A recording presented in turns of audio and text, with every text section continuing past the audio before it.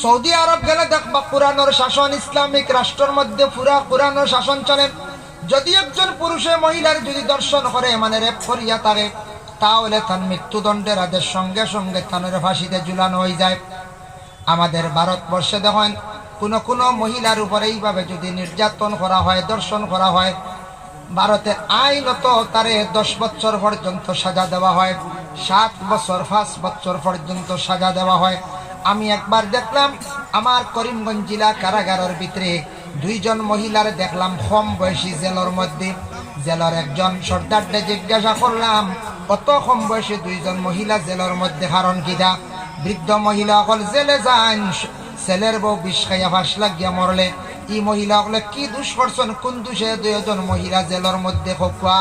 তখন জেলের সর্দার কইলা 2 জন মহিলার জেল হইছে ও কারণে একজনে তান মামা শ্বশুরর লজ্জাস্থান ডেকান খাটি লাইছন। 25-26 বছর বয়স হইব মেয়ের, বা 27 বছর হইব, এর থেকে বেশি হইতো নাই, মামা শ্বশুরের লজ্জাস্থান ডে খাটি লাইছে। খেনে কাটছ সেই মেয়েটার ট্রিটমেন্ট হলো লালগড় গেলে না বুঝবাইতে এখন দি লালগড় তো হলে দেখছই না হলা না লালগড় আমি আমারে দাওয়াত দেওয়া তো কুচিয়ালায় দেখলাম, আল্লাহ দেখাইছে দোয়াই আল্লাহ, বড় কঠিন জায়গা রে ভাই, বড় কঠিন জায়গায় ফাঁকি উড়ে দিয়ে উড়িয়া যায় না, বুঝাইছে।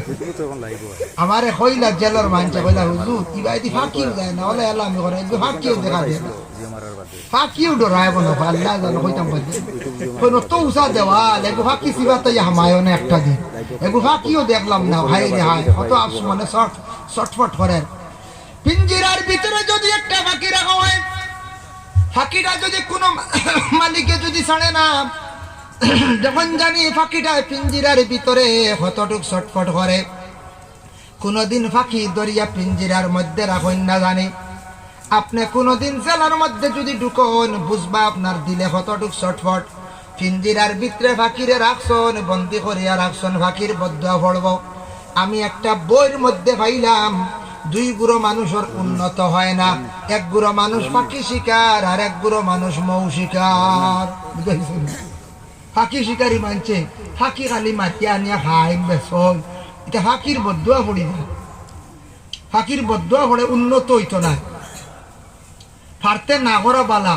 ফাঁকি খাইতে পারো ফালর ফাঁকি মারিয়া ফালো 1 ফাল বর্ষণ মারো, একলা একলা জেগে খাই গিয়ে বাদাত ডিম তুই আইছে, ইগিয়ে বাদাত বাচ্চা তুই আইছে, আপনি স্বীকার করিয়া খাইলা বাচ্চান বাদাত উপাস মরছেন না নেই, এটার অভিশাপ বদুয়া আপনার পড়বো, উন্নত জীবন হইতো না।